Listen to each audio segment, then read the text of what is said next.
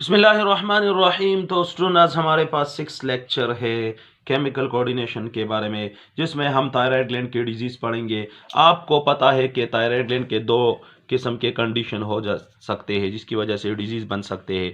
अगर thyroid hormone कम हो जाए तो इस कंडीशन को हाइपोथायरॉयडिज्म कहते हैं।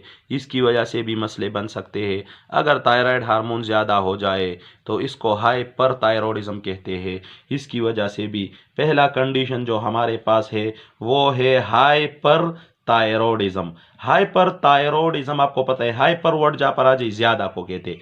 थायरॉयडिज्म जब थायराइड हार्मोन की सिक्रीशन ज़्यादा हो जाए तो दैट इज कॉल्ड हाइपरथायरॉयडिज्म। तो अगर किसी भी चीज़ की excess of everything is bad, शिद्दत से किसी चीज़ को चाहा नहीं करते, किसी चीज़ की भी कंसंट्रेशन आप लोग के पास ज़्यादा हो जाए तो उसकी वजह से मसाइल बन सकते हैं।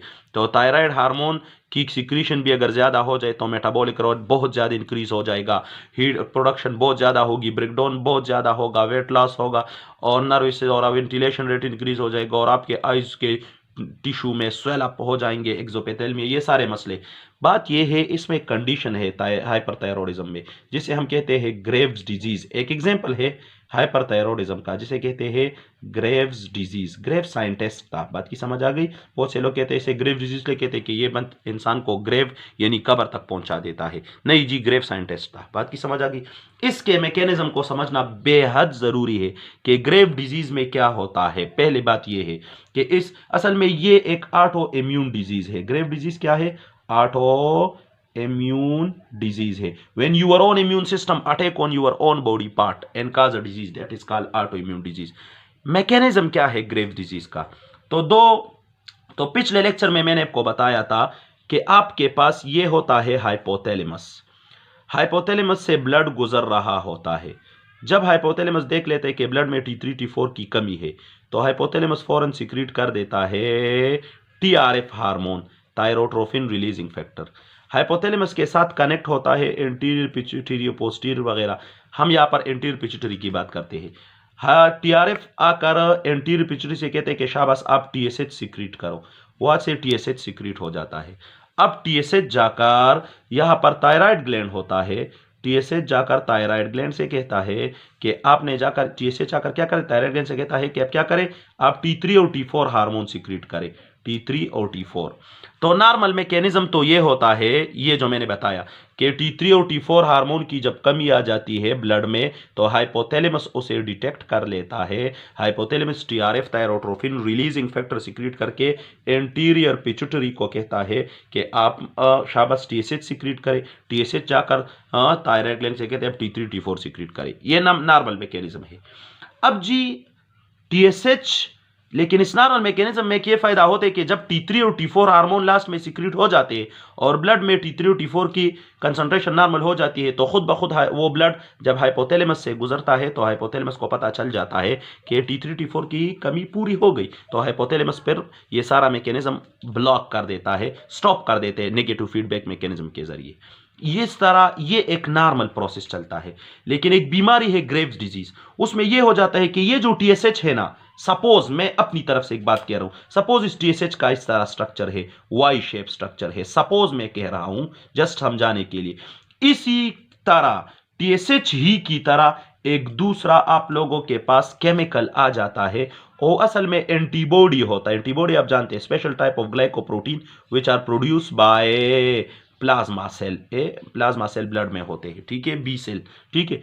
तो ये TSH है, ये ब्लैक, और ये वाई शेप जो है ना, ये एक एबनॉर्मल एंटीबॉडी है। क्या है? एबनॉर्मल एंटीबॉडी, एंटीबॉडी है ये। क्या है? Abnormal antibody. अब इसका शेप TSH से रिलेटेड है। अब ये भी आकर क्या करता है, थायराइड ग्लैंड से कहता है कि शाबाश T3 और T4 सिक्रीट करो। अब थायराइड ग्लैंड बेचारा वो क्या जाने कि ये TSH है या कोई और है। बस वो बेचारा तो थायराइड ग्लैंड की मिसाल तो उस मजदूर जैसी है कि मिसाल के तौर पर वो सड़क पे जाकर मजदूरी कर रहा है और किसी बहुत बड़े ठेकेदार के साथ काम कर रहा है। और अफसरों के मातहत वो लोग काम करते हैं। तो कोई भी आप में से कोई आम इंसान भी अगर अच्छा सा सूट वगैरह पहन कर जाकर उस मजदूर से कहे कि उठो यहाँ से और वहां पर फला जगह पर काम करोगा, तो करो, तो वो कहेगा अच्छा जी सर जी, ठीक है जी, खसे पासेगम। तो उसे पता नहीं है कि ये क्या, कौन है कौन नहीं है, लेकिन वो समझा कि ये वो कोई अफसर है। इसी तरह थायराइड ग्लैंड समझा कि ये जो एबनॉर्मल एंटीबॉडी है ये भी शायद टीएसएच ही होगा, उसे पता नहीं चलता। बस ये एबनॉर्मल एंटीबॉडी आकर जी थायराइड ग्लैंड को स्टिमुलेट कर रहा है, कर रहा है, और सुबह से लेकर शाम तक और शाम से लेकर रात तक ये स्टिमुलेट करता रहता है। इस एबनॉर्मल एंटीबॉडी और इस टीएसएच में फर्क यह है कि टीएसएच तो जरूरत के वक्त सिक्रीट होकर थायराइड ग्लैंड को स्टिमुलेट कर देता है, फिर स्टॉप हो जाता है, लेकिन एबनॉर्मल एंटीबॉडी वो उसे कौन स्टॉप करेगा, वो तो लगा रहता है, लगा, यहां तक कि इतनी ज्यादा ओवर सिक्रीशन हो जाती है। क्या हो जाती है? ओवर सिक्रीशन, बहुत ज्यादा, क्योंकि कोई रोकने वाला नहीं है ना। पागल इंसान, जब कोई पागल शख्स आकर आपके दरवाजे को खटखटाना शुरू कर देता है तो फिर वो रुकता नहीं है। सुबह से शाम तक आपका दरवाजा तोड़ देगा, लेकिन वो रुकेगा नहीं। तो ये एबनॉर्मल एंटीबॉडी भी पागल है, ये आकर इतना ज्यादा थायराइड ग्लैंड को स्टिमुलेट करते हैं जिसकी वजह से over secretion of thyroid hormone हो जाती। और इस ओवर सिक्रीशन, आपको पता है कि थायराइड हार्मोन यानी T3 और T4, इसका काम मेटाबॉलिक रेट इंक्रीज करना है। जब इसकी ओवर सिक्रीशन हो जाएगी तो क्या हो जाएगा? जब इसकी ओवर सिक्रीशन हो जाएगी तो आप लोग के पास मेटाबॉलिक रेट इंतहाई इंक्रीज हो जाएगा, बहुत ज्यादा मेटाबॉलिक रेट इंक्रीज हो जाएगा, जिसकी वजह से आप लोग का हीट प्रोडक्शन बॉडी में बहुत ज्यादा हो जाएगी। और जब हीट प्रोडक्शन बहुत ज्यादा हो जाएगी, इसकी वजह से आपका वेट भी लॉस होगा, क्योंकि ब्रेकडाउन बॉडी में ज्यादा हो रही, तो वेट लॉस होगा। और उसकी वजह से आपकी जो हीट प्रोडक्शन ज्यादा हो जाएगी, इसकी वजह से हार्ट बीट वगैरह भी, मेटाबॉलिक रेट जब इंक्रीज होगा आपका हार्ट बीट भी तेज हो जाएगा, आपका बीपी भी इंक्रीज हो जाएगा। और इसी के साथ आपके आई टिश्यू में स्वेलअप, वो आई टिश्यू स्वेलअप हो जाएंगे, जिसे एक्सोपेथेलमिया कहते हैं। ये जो मैंने सिम्टम बताई ये जस्ट नॉर्मल सिम्टम है, आपके बुक में सारी बातें मौजूद है। तो ये आप लोग के पास एक कंडीशन था हाइपरथायरॉयडिज्म का, जो मैंने आपको डिटेल में बता दिया। अब दूसरे जो कंडीशन है वो आप लोग के पास है हाइपोथायरॉयडिज्म के। कौन से कंडीशन है? हाइपोथायरॉयडिज्म, यानी वो कंडीशन जिसमें थायराइड ग्लैंड के हार्मोन की कमी आ जाए। हाइपोथायरॉयडिज्म, नाम ही काफी है। इनमें से तो एक सिंपल आप लोग के पास है गोइटर। गोइटर आप जानते हैं कि आप लोग के, पहले तो ये याद रखिए, जिन इलाकों में, अक्सर पहाड़ी इलाकों में आयोडीन की कमी होती है, तो जहां आयोडीन की कमी होगी तो उसकी वजह से ये आई है आयोडीन की डिफिशियंसी, आई मीन आयोडीन, जब आयोडीन की डिफिशियंसी होगी तो उसकी वजह से T3 और T4 की डिफिशियंसी होगी, T3 और T4 की डिफिशियंसी होगी। जब T3 और T4 की डिफिशियंसी होगी तो ब्लड में, जब T3 और T4 की डिफिशियंसी होगी, तो आपको पता है जब ब्लड में T3 और T4 की डिफिशियंसी होगी, अब इसी पूरे ऊपर टॉपिक में हमने पढ़ा, अगर सपोज इस ब्लड में T3 और T4 की डिफिशियंसी होगी तो ब्लड रेगुलरली TRF सिक्रीट करेगा या नहीं, और TRF रेगुलरली जाकर TSH स्टिमुलेट, यानी उसकी सिक्रीशन को स्टिमुलेट करेगा, और TSH आकर थायराइड ग्लैंड को रेगुलरली स्टिमुलेट करेगा कि शाबा T3 और T4 पैदा करो। और थायराइड ग्लैंड कहेगा कि हमारे इलाके में आयोडीन की कमी है, इस वजह से मैं T3 और T4 नहीं बना सकती, क्योंकि मैं जिस चीज़ से T3 T4 बनाती हूँ आयोडीन वो मुझ में नहीं है, तो इस वजह से। लेकिन TSH की तो मजबूरी है, क्योंकि उसको तो ऊपर से ऑर्डर है कि आपने थायराइड ग्लैंड को उस वक्त तक स्टिमुलेट करना है जब तक कि T3 T4 हार्मोन की कंसंट्रेशन नॉर्मल ना हो जाए। तो बस थायराइड स्टिमुलेटिंग हार्मोन TSH वैसे अच्छे इंसान है, लेकिन यहाँ पर मजबूर है, तो ये मजबूरन थायराइड ग्लैंड को स्टिमुलेट कर रहा होता है, कर यहाँ तक कि थायराइड ग्लैंड स्वेल अप हो जाता है, और आप लोगों के पास इन्फ्लेमेशन इसकी हो जाती है। और जब स्वेल अप हो जाता है तो इस कंडीशन को गोइटर कहते हैं, हम गुर कहते हैं इसको, ठीक है, गलहड़, ठीक है। अक्सर बूढ़ी औरतों के अगर आप देखें तो वहां पर ये स्वेल अप हो चुका होता है, ठीक है। तो आप लोग के पास गोइटर किस वजह से? डिफिशियंसी ऑफ आयोडीन की वजह से, डिफिशियंसी ऑफ T3 T4, जिसकी वजह से ब्लड में T3 T4 की कमी, और TSH रेगुलरली थायराइड ग्लैंड को स्टिमुलेट करते हैं कि शाबा ब्लड का T3 T4 नॉर्मल लेवल बनाओ। तो over stimulation of the thyroid gland due to the TSH is called that it caused the inflammation and swelling of the thyroid gland, and that condition is called goiter। एक तो ये हुआ, ठीक है, ये भी हाइपोथायरॉयडिज्म, थायराइड हार्मोन की कमी है। दूसरा एक कंडीशन है जिसे कहते हैं, दो कंडीशन है, एक का नाम है क्रेटिनिज्म, क्रेटिनिज्म, क्रेटिनिज्म, और एक का नाम है माइक्सेडेमा, माइक्सेडेमा। ठीक है, ये दो कंडीशन है। फर्क सिर्फ इतना है कि ये चाइल्ड में जब डिफिशियंसी आ जाती है T3 T4 की तो उनमें होता है, और माइक्सेडेमा जब एडल्ट में डिफिशियंसी ऑफ थायराइड हार्मोन की आ जाती है तो उनमें होते हैं। बस ये मेन फंक्शन का है।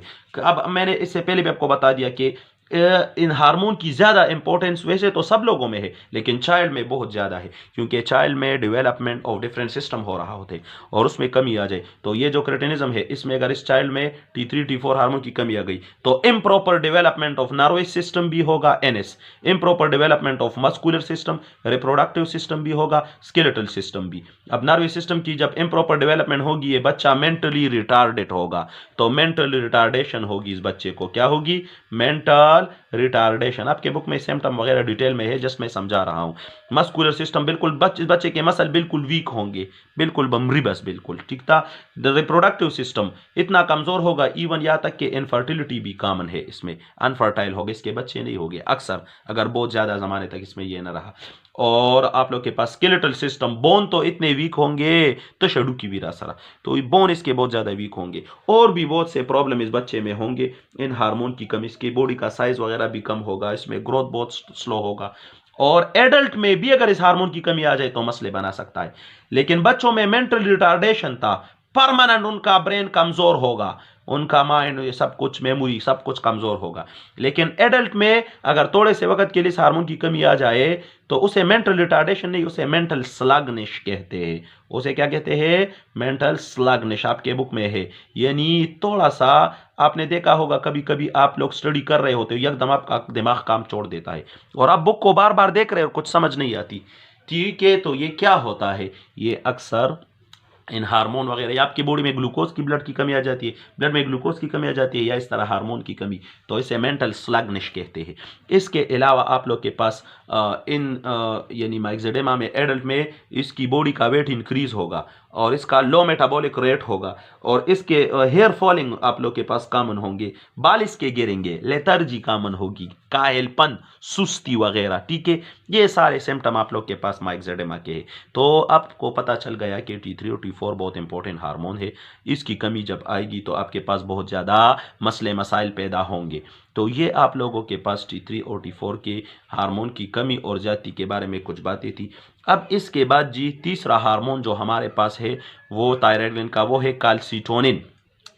लेकिन इस कैल्सिटोनिन को समझने के लिए इसके साथ आपने सुना होगा कि थायराइड, सपोज ये थायराइड ग्लैंड है ना, तो थायराइड ग्लैंड के बैक साइड पे छोटे छोटे आप लोग के पास बीन शेप वगैरह इस तरह के बाल लाइक स्ट्रक्चर होते हैं। ठीक है, उन्हें पैराथायराइड ग्लैंड कहते हैं। क्या?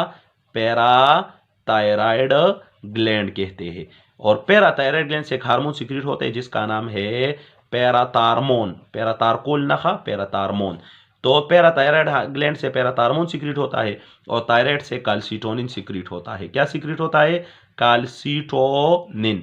और ये दोनों हार्मोन आपस में अपोजिट फंक्शन करते हैं, और जब दो हार्मोन आपस में अपोजिट फंक्शन करते हैं तो इनको साइनर्जेस्टिक हार्मोन कहते हैं। और जब दो हार्मोन सेम फंक्शन जब दो हार्मोन सेम फंक्शन करते हो, जैसे T3 और T4, इन्हें साइनर्जेस्टिक कहते हैं। और जब दो हार्मोन अपोजिट फंक्शन करते हो, जैसे इंसुलिन और ग्लूकागॉन, जैसे कैल्सिटोनिन और पैराथार्मोन, तो इन्हें एंटागोनिस्टिक कहते हैं। Antagonistic hormone, opposite. और ये दोनों प्रोटीन हार्मोन है। Thyroid parathormone I think 84 amino acid से बना है, और कैल्सिटोनिन आई थिंक 36 है कि 29, थोड़ा सा भूल गया हूं मैं, इनमें से एक है, इस अमाइनो एसिड से बना है। ठीक है, तो आप लोगों के पास ये दोनों प्रोटीन हार्मोन है और ये दोनों अपोजिट फंक्शन करते हैं। दूसरे लेक्चर में इसके बाद में बताऊंगा। एक का फंक्शन सिंपल सा ये है, calcitonin decrease the blood calcium level by different weights and parathormone increase the blood calcium level in different ways. अब इंशाल्लाह दूसरे लेक्चर में हम इसको पढ़ेंगे। अस्सलाम वालेकुम।